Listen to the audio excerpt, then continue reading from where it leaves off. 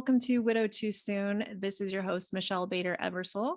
Unfortunately, Mark is not here today, but as always, our kids come first. And it sounds like Alexis has something at the school tonight. He says something about locker night and decorating your locker, even though I think she's only like fourth grade. He'll have to tell us about that when he comes back, but I think they're starting lockers earlier and earlier. So anyways, that'll be fun to talk to him about that. Let me think if anything big since we last recorded. Just living life, summer.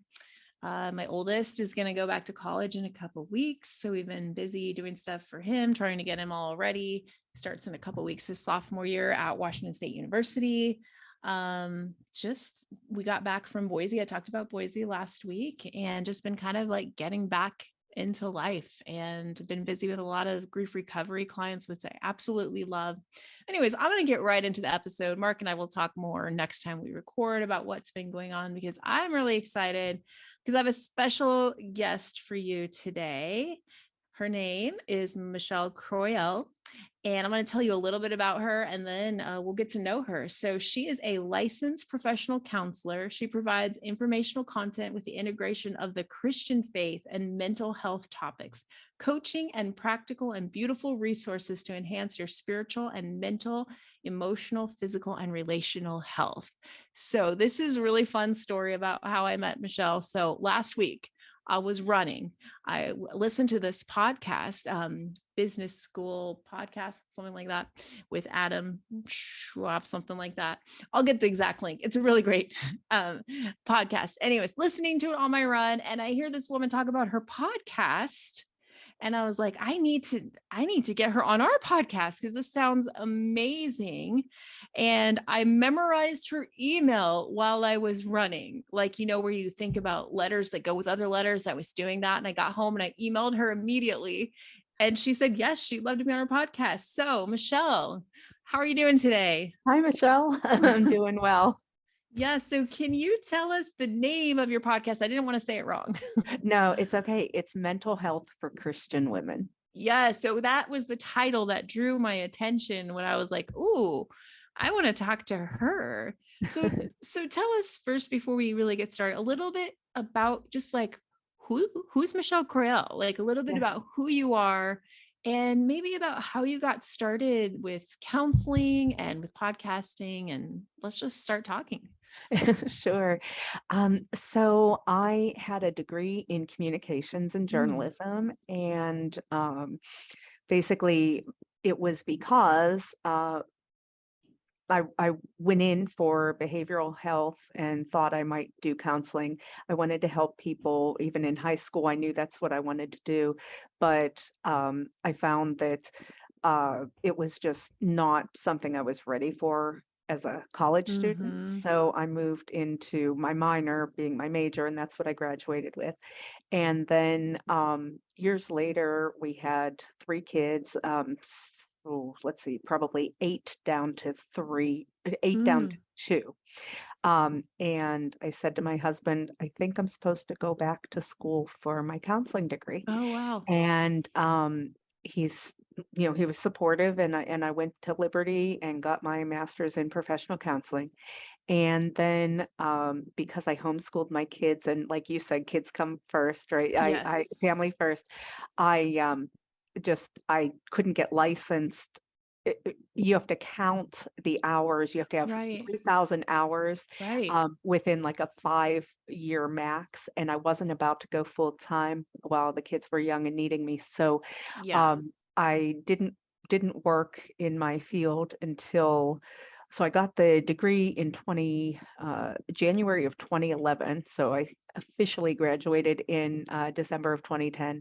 And then I didn't actually go back to the outside office until all 3 of my kids were teenagers. And that was only very part-time.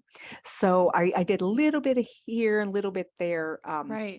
But it was still pretty much, I could schedule it around the family and everything.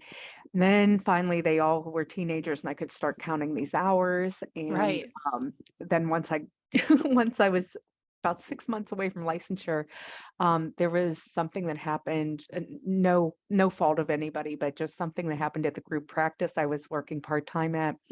And it was the time to leave. And here God had a Pinterest board that I had already done of, oh man, someday if I ever have my own practice. I had no idea it was like for now. Yeah. So in 2019, I just I was like, I think God's saying now. So it worked and I did it. And then the pandemic came and it filled my practice and I haven't looked Mm, back. yeah. So yeah, the pandemic, I mean, it's awful. And I hate that it existed. But as far as a counseling business, a lot of people needed it.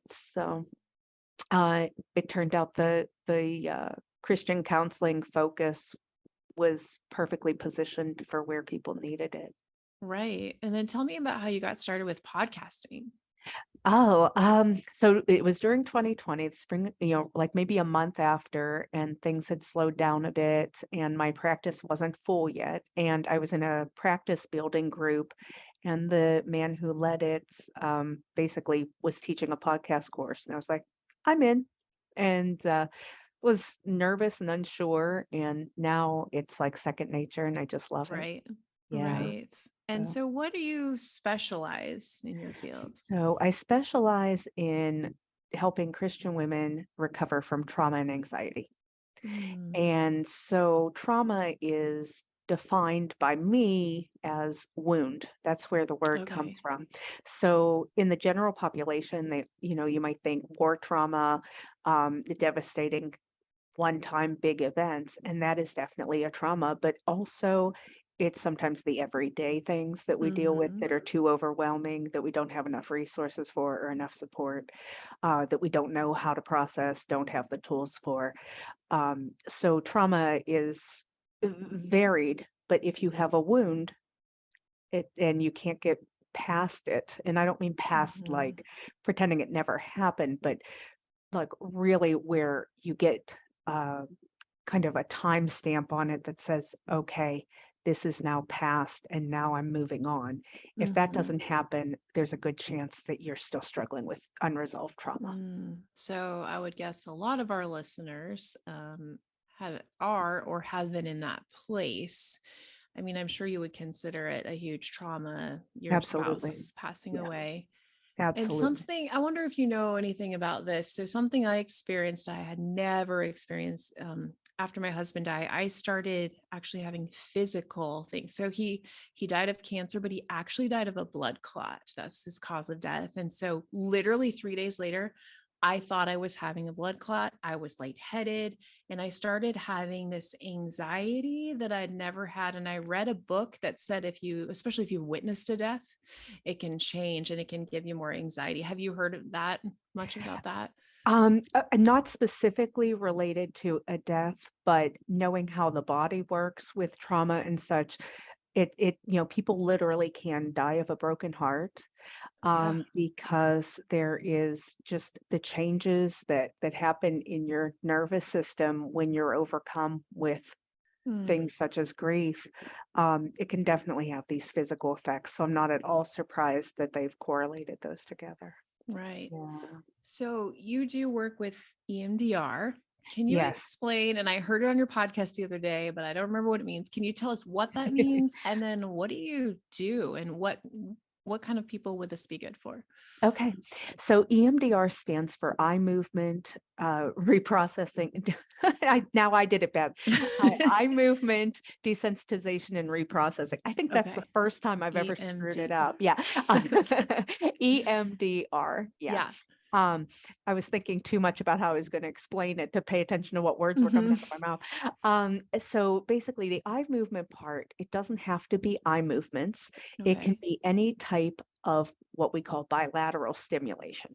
Okay, so meaning it could be tapping on both sides of your body. It could be holding pulsers, like electronic pulsers Okay. that go off in each hand. It could be eye movements going back and forth by following a clinician's fingers, or watching a ball on a screen that the clinician can control, or having a light bar if you're in the office and it's kind of like just a light that moves back and forth and you follow it with your eyes. It can also be auditory sounds. So it's they can, do it in each ear. So it's not really about the eye movement, although that's what's been tested and shown to be very effective Right. for trauma. Scientifically, they've done studies, and EMDR does help resolve trauma.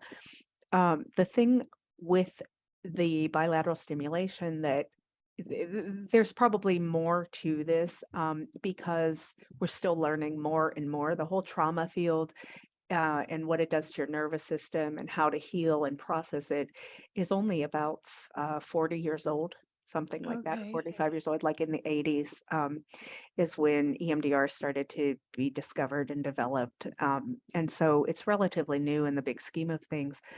And now we have more information about the effects of development and Mhm. attachment and the body and the nervous system, the polyvagal system, the somatic experience, so the way your body stores trauma.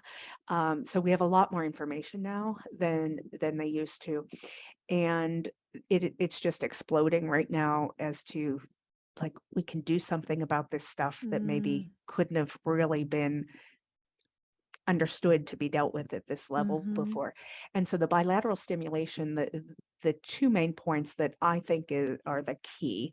Again, other people might have more concepts of what that is from their understanding, but what I see it doing is one, it keeps you in the present moment, and Mm. two, it keeps you using both hemispheres of your brain. So it's Okay. helping you to kind of connect the different parts of the brain. We store information differently in places in the brain, and that is often tied to where our eyes focus as well. So that's possibly why the EMDR uses the eyes was the start, because that does help you to process. But they found that even other types of stimulation, if it's on both sides of the body, that people sometimes end up moving their eyes anyhow. So, like if you were to Wow. hear sounds or hold pulsers or whatever, you might be moving your eyes back and forth anyway, or tapping. But the point of it is one, to ground you in the present, two, to have both sides of the brain working together, and as you kind of take that information um, into, like, as a therapist, what we're doing is we're saying the information about how to ground into the present moment and to have full awareness is what EMDR is the best at. If you can watch and bring the body and the emotions into it. Not every EMDR therapist believes that, but that's what I've found to be Mhm. the most effective. So when we're talking about the body, we're starting with, the bilateral stimulation, but we're also bringing in an image from an experience that is Mm. disturbing, what that negative belief resulted in you from that experience, the feelings that it's bringing up in the present moment, at the level of the disturbance, so on a 0 to 10 scale, and the location of it in your body. And Oh, so when you wow. can kind of, we do that based on what the client's presenting with. So if somebody were overwhelmed with grief, for instance, and they couldn't go to a store or something that reminded them of somebody, right? Yeah. We might just for simplicity say, okay, so when you think about the experience of getting ready to go to the grocery store that the two of you shopped at, what image comes to mind that best represents that?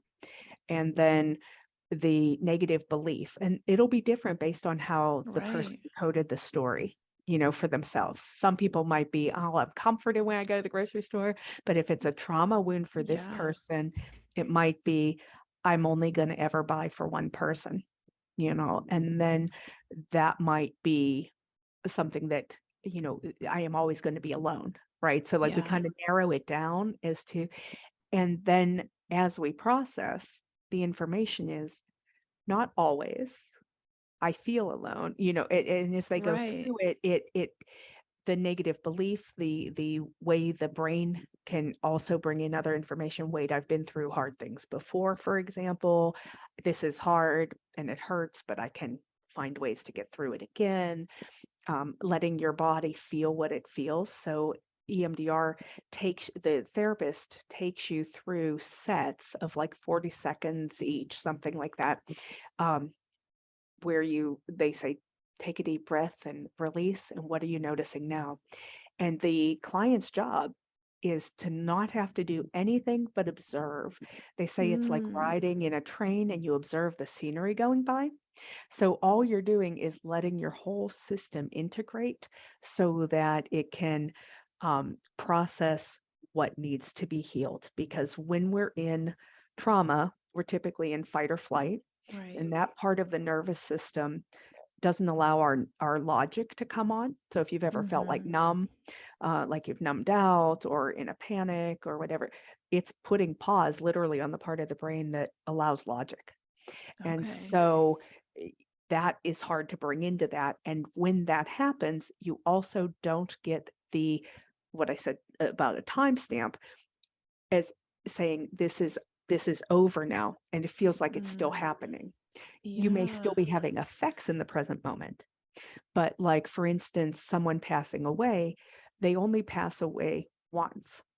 They're not still passing away, Right. but you have moved on since they passed away. But if you can't move on since then in your system, then we need to help you get your timestamp, so to speak. And that could be any number of ways, but it's customized to the client. So whatever is getting in the way of being able to say, okay, like I need to grieve, or I need to um, have a mindset that allows me to figure out why I can't move on, and to say something different that I can actually believe as well. These are the types of things that eventually all get integrated so that the timestamp happens. It doesn't mean that you won't still be sad, or that Mm-hmm. you would have chosen it or anything like that. It doesn't take away the memory of the loss or the life that was lived. It simply helps your system to be able to process it so that you're not constantly feeling like you're in a deep black hole, or Right. constantly anxious or constantly numb or whatever it is. Wow, that's really fascinating how that all Did works. I explain that okay? It's Yeah, okay. that's the best I've ever heard it explained. I had an experience I shared with the listeners, but I'll share it again because I'd love to hear your input on this Yeah. because it was something strange. I'm like, that wasn't regular grief. So I'm usually not in grief. I have grief for my kids a lot, but this was something completely different. It was like a couple weeks ago. My current husband Joel and I were downtown Portland, and there was this guy who was like, can you call 911? There's somebody dying on the road. So we called 911, and it was like a homeless guy who had overdosed. And so Joel's got the speakerphone on, the other guy's doing the CPR, and I'm like standing on the side of the road, like kind of like I wasn't there. It was the weirdest experience. I'm like, I don't even know what's happening. Like it brought me back to Luke's death, like at his deathbed. And because I haven't seen anyone die or close to that since Luke died. And then when the ambulance came, it was even worse because I had to call the ambulance probably 10 times over our marriage with all the different things that he had. And it brought me back to this feeling of death and this feeling of just scared. And we don't know what happened to the guy. We prayed he was okay. Someone got him this Narcan, which helps, opposite of helps Yeah. people who have overdosed. Anyways, we left as the ambulance was getting there, but then I just started crying, and Joel thought I was like worried about this guy, which I mean, I was. We prayed for him and everything, but he's like, I'm It sure he's wasn't going to be about the okay. guy I'm as like, much as what was happening and in then I you. started Yeah. hyperventilating. Like, I never do this. Like, I couldn't breathe. He's like, what's wrong? And it was just like, I was in this moment, like the timestamp. It was like, I was living all those times I called the ambulance and watching him die, like all at once. And it was Yes. so overwhelming. And I've never had this experience. This was like a month ago, and I've never had this in my whole life. And then I just ended up crying and then like talking to him and getting past it. Like, what would you say that is? Like, that was so strange to me. Yeah. I didn't even know what to So think. that's a trigger. Okay. So when we go through something painful, our brain is well, whether we go through it or not, our brain is there to help us strategize so we can survive. That's its Mm-hmm. ultimate goal on a very base level.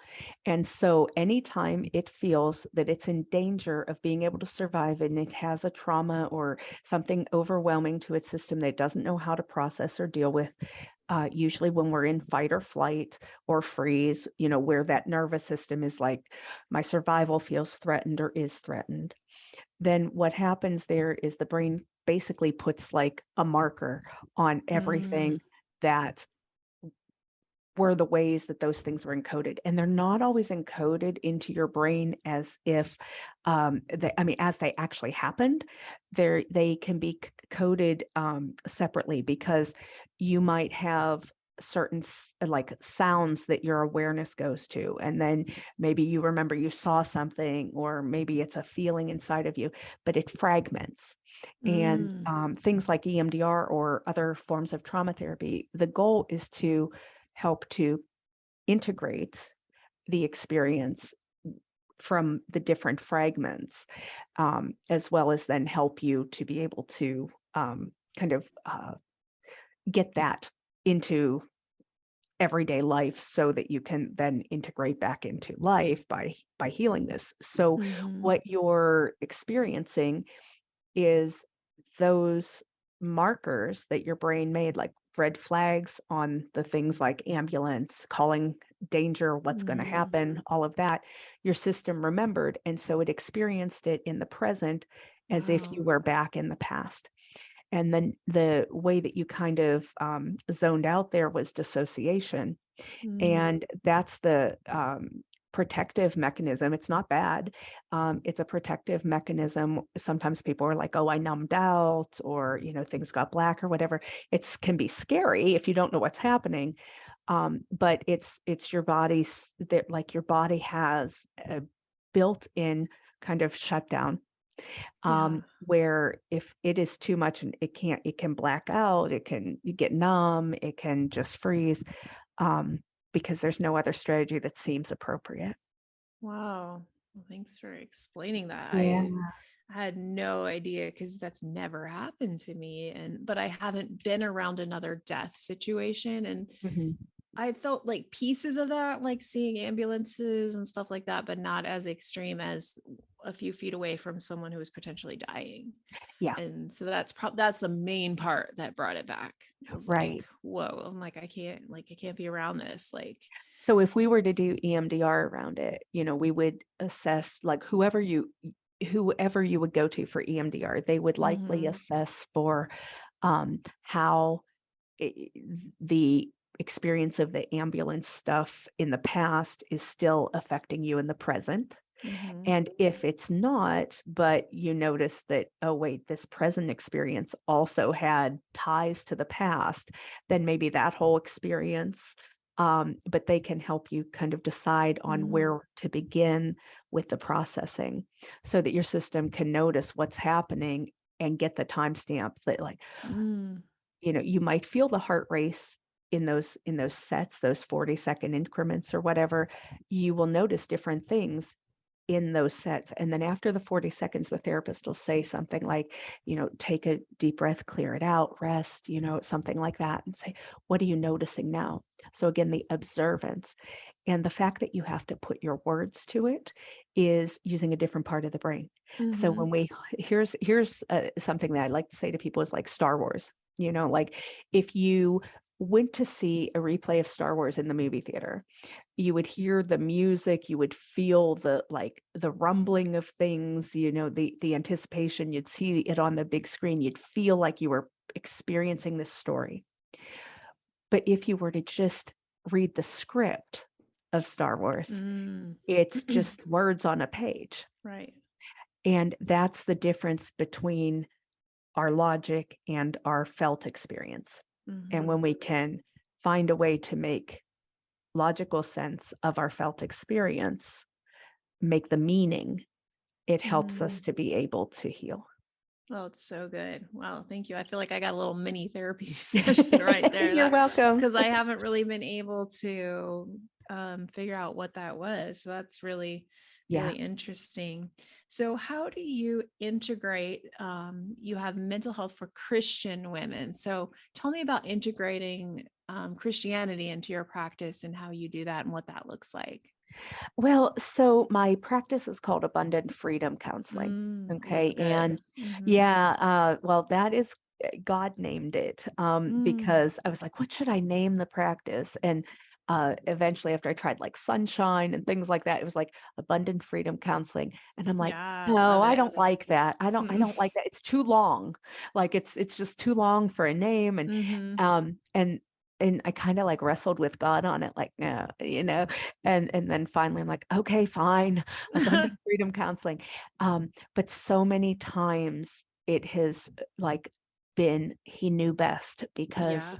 these people who find me come in with deep wounds and Yeah. pains, and Mm-hmm. they leave when it's time and they've done their the work that they've needed to. They leave feeling free from that thing that was holding them back. And so that's my goal with the podcast, because Yeah. I can only practice in Pennsylvania where I'm licensed. Right. The podcast, I can't do therapy on the Right. podcast or with listeners, but what I can do is educate, and Yes. knowledge is power. Um, Mm-hmm. I had emotional abuse growing up in my childhood, and Mm, so I knew I had these internal experiences. I knew I had this anxiety. I knew, I had panic attacks. I had all of this stuff that came to a head in my probably like around 30. And it was showing much earlier, but around 30, it all kind of came to a head with panic mm, attacks. And when I realized that was trauma, and that there was a name for it, and like yeah. that people understood what was happening. I was like, oh, how'd they get inside my head? And if there's a word for it, then this must be not just me being like broken. There's got to be like Yeah. this actually happens in our systems. And once I had that language, it was like my passion to not only get the healing I needed for myself, to continue, but to also share that with other people. Because if I didn't know it, and I was in the counseling practice at this, in the Yeah. counseling field at this point, there are people who aren't in the counseling field who certainly don't know it, and it would help them. So that's my passion. So as Mm, far as Christian goes, that just happens to be who I am and how yeah. I market it so that I get my ideal client. It's not Right. saying I can't work with other people or that I wouldn't, but it's ideal for a Christian to be able to incorporate their faith to whatever level they want Mm-hmm. to. And so marketing that way allows people to know that they can bring in that part of them too, with Right. somebody who actually understands the terminology. And I work with people from all kinds of different Right. denominational backgrounds, but having just kind of, okay, here's this mindset stuff that I don't have to explain to somebody else, Exactly. it is so helpful. So, but I just think that having the Christian faith is so important to a Christian believer that you can't keep it out of therapy if you want to bring Right. it in. How do you get wholeness otherwise? So that's why I specialized in that area, Mm, because a lot of times Christian women to get a bad rap in the sense that mm. like they think they have to hold it all together, or they Oh, can't yeah. have negative feelings, feelings that don't feel good and stuff. And I'm like, no, no, no, no. You got some messed up messages there. God made you with feelings. Yes. What are they trying to tell you? Let's figure out what you need. And when they realize they're not crazy, they're normal. And that's my Right. tagline to the podcast is, no more Yeah. crazy lady, because we feel that way. But once we Mm-hmm. have the information, we're like, "Oh, this is what's actually happening. It wasn't Mm-hmm. me, it was the trauma or the anxiety or the situation that was too much." Right. So what would you say to, okay, a lot of our, I mean, all of our listeners that I know of are widowed. A lot of them are in the beginning of their journey, and it's so overwhelming just going back to my first few months where I felt like I could barely get out of my bed. It was basically my kids who kept me going. Um, and it was just a very dark place. And I had to learn how to live again, learn how to do, I mean, when you lose a spouse, everything in your whole life changes. So what kind of advice, I mean, it's kind of a big question, but like, let's say you had a brand new person you were working with who was brand new widowed, like what kind of tools would you give them in order to continue living? Yeah, And well, I would encourage them to live where they're presently at. So that's good. wherever they are in the moments, what do they need? Because in that moment, they're in the center of the circle, right? At that point, they and their kids are the ones that need the care. So they Right. don't have to worry about how everybody outside of that immediate circle is responding. Yes. They are the ones right there that need to do kind of that, triage, they need that.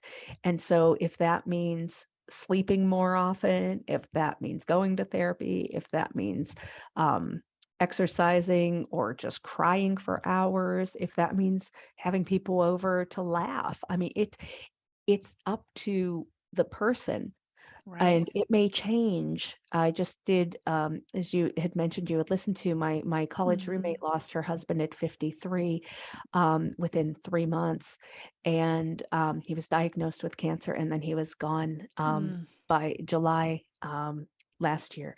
And when I did the podcast recording with her, she was saying how, she could be playing a game with her daughters and their friends and be, okay 2 days after his death, but that didn't mean that an hour later she wasn't going to be sobbing on her mm-hmm. bed.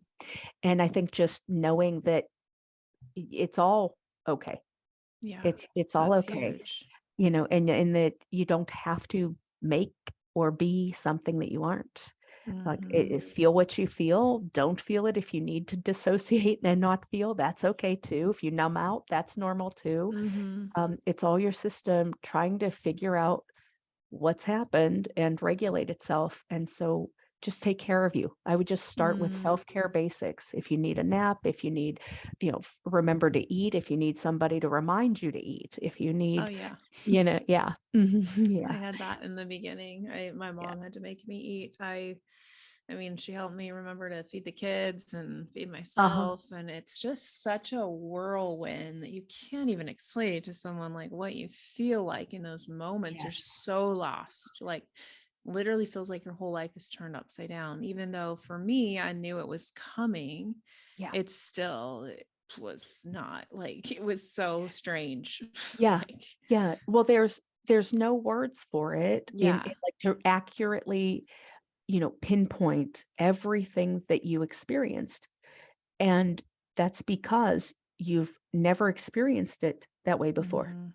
And no one else has. You were your husband's wife. So Mhm. what that meant to you is going to impact you based on your relationship, your history, all kinds of factors. And you are important and you're not doing it wrong. Mhm. Yeah, that's great advice. So last week on or I guess it'll be a couple weeks when they hear this, we talked about releasing guilt, and we called the title "Don't Tie Guilt to Your Grief," and just talked about Mm. ways to release that and how you don't need to have guilt. Like, do you have some advice on letting go of guilt? Because it's very, very common. People say, if I would have done this, maybe I could save their life, or I wish I would have said this, or we had a fight. What would be your advice about releasing Yeah. guilt? Well, therapists call that woulda, coulda, shoulda.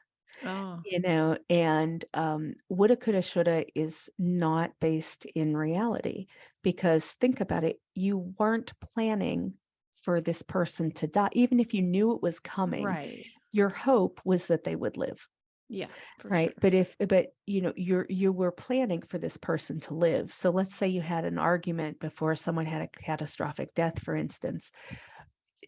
You had the argument because you were in relationship, a living, real relationship with them. You weren't having it because you expected not to make up, Mhm. right? So you can't expect your past self to know what your present self knows. It, it's That's it's good. it's it's hindsight and that Mhm. bias. And so hindsight bias is not seeing clearly because you weren't the person you are today back when it took place. Yeah, You only that's learned as good. time went on. Yeah. Oh, that's really, really good. Just a few more questions that I Yeah. know are really topics that widows talk about. So most, not all of them, but a lot of widows that listen and widowers have kids still living at home and are suddenly thrown into this single parent world that is so difficult. Do you have some tips or advice for being like single and like how to survive that, and anything you have to say on that topic? Yeah. I think the main thing is to not compare your journey to somebody else's, Yeah. because somebody else might be in similar circumstances and choose to do it differently than you do, and that's okay. That doesn't mean that they're right and you're wrong, or vice versa. It's just people are different. Every marriage was different. Every Yeah. family makeup is different, every personality in that family. And so if you think about being a single parent now, or a blended family, whatever happens as time goes on, either way, it's it's a brand new situation. And so to again normalize is the big deal. Normalize the fact that I've never done this before. Yeah. I've never been at this age in this circumstance with this set of things that I'm trying to accomplish. So of course it's going to be different, and Hmm. it may be hard. And then I may still have grief on top of it. So I Right. just, grace, Hmm. compassionate understanding, and, Yeah. you know, being where your body is. Yeah. Oftentimes we travel back in time, like with guilt, and the Yeah. woulda, coulda, shouldas, or the future. Oh my gosh, what's this mean? And what's going to happen then? And how am I going to mess this up? And you really only have where you are right now. So do the next right thing. Yeah. Like whatever that is, whatever you need. If that's lunch, then it's lunch. Yeah. If it's hugging your kid, then it's hugging your kid. And just Yeah, that's make good. each decision where you actually are, and take it to God and get support. Reach out Support for is good. healthy supports, not people who are just gonna like say things that Right. aren't helpful. Oh yeah, there's a lot of Yeah. that. Yeah. No, Yeah. that's good. And then one more topic that's a big topic is dating again. And a lot of times there's guilt with, oh, like they feel weird, going on a date again, all these emotions. And a lot of them ask me, how do I know when I'm ready? And things like that. I'd love your advice on that. If someone was like, okay, I don't know, however long it'd been, like, and Yeah. they say to you, do you think I'm ready? Like, how would you assess that? How would you help them to know if they're ready? I would just ask them, are you ready? I Hmm. mean, like, if they say no, Yeah. then they're They're not probably ready. not ready if they say no. Yeah. And if they say yes, but I'm scared, that's a different thing. Yeah, that is. You know?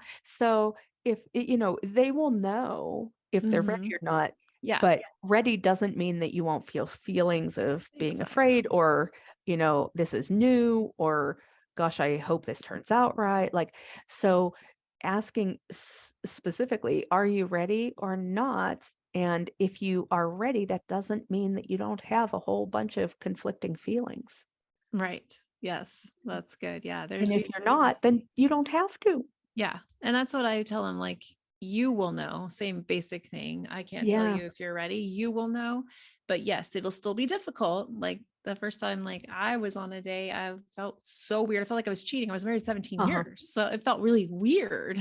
Yeah. But and it's whether, like you want to push through those feelings or not. And there's a million factors that Yeah. go into all that. And so it's so individual.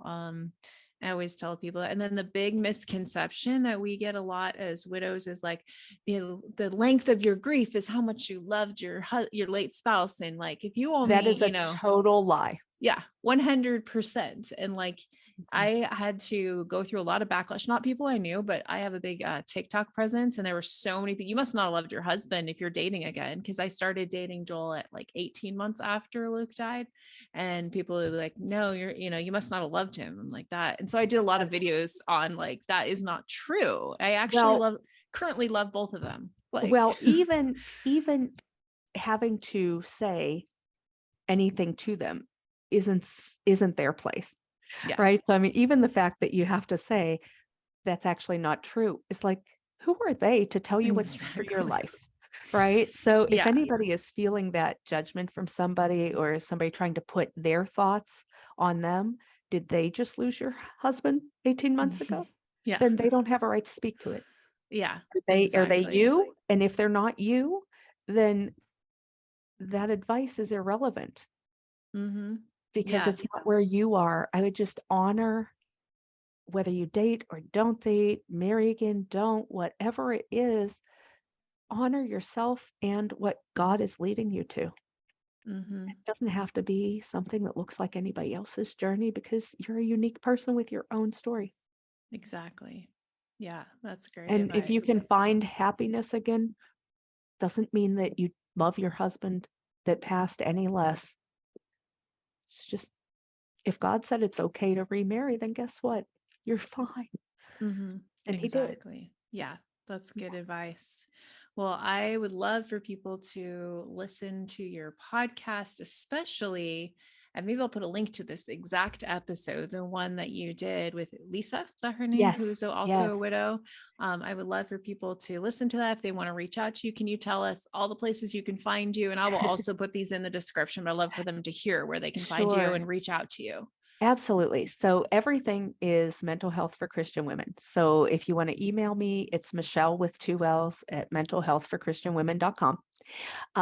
If you want to follow us on Facebook or Instagram, it is at Mental Health for Christian Women. Mental Health for Christian Women. I got that backwards, but you know what I mean. Yeah, we got it. Which one you throw the at symbol at. Yeah. And if you want to go to the website, it's mentalhealthforchristianwomen.com. So it's like all one big thing, That mental helped health for me Christian find women. you. Yeah. Yeah. It's like everything is the same. And that is such a That's God good. thing because when Adam, the podcaster where you met me, um, when he said you need to change the name of your podcast so people can find you, Yeah. he's like, how about mental health for Christian women? And I was like, oh, that's got to be taken. It totally was not taken That's anywhere. awesome. It's like God held it just for that time. Yeah, Um, that's so so yeah, great. mental health for Christian women. And if you go to the website, again, mentalhealthforchristianwomen.com, there are some free resources that you can Nice. download. And also I send a weekly newsletter too. So yeah. That's awesome. And I saw something about asking you a question. Yeah, yeah. So if anybody has a question that they would like, they can just push a button on the website where it says, ask Michelle, and then I'll answer it on a future podcast. Oh, that's so awesome. So we'll make sure that we get the links in there because I want people to hear all these awesome episodes that you have. I've just found them, so I'm excited to start binge listening and hear Oh, all the good stuff you have to say because what you have is a gift and you're sharing it. So thank thank you. you. Thank you for doing that. And thank you for being a guest today on this You're podcast. welcome. We You're really, welcome. really appreciate it. I know it's going to touch so many people. You have so much knowledge that I know is going to help so many listeners. Like we haven't had a podcast like this with a professional teaching us like this. And I'm very, very thankful. So, Well, so you're welcome. It's how God that's what God provided for everybody before time with me, and what you're doing is how God provided for you before time for people who needed you too. And just to encourage people, be where they are because yeah, that's where you can impact the world from is right where you are. We need each exactly. other. So That's no, but right. thank you. That's very nice of you. Thank you. And listeners, thank you for being here today. As always, if you liked this podcast, you could give us a little bing, 5 stars on Apple Podcasts, Spotify, anywhere you listen. As we shared last time, we are now under the nonprofit Widow Goals, which is really exciting because Widow Goals not only provides podcasts and social media support, we provide scholarships for grief recovery, which is a support group for recovery. And then we also do events. So we'll have a link below. If you've been touched by this ministry and want to give back, you can give back to the nonprofit. So thanks as always. Oh, and if you want to be a guest, you can email us at widowtoosoon@widowgoals.org. And you know how to find us on Facebook, Widow Too Soon, Instagram, all the places. All right. We will talk to you later. Have a great day.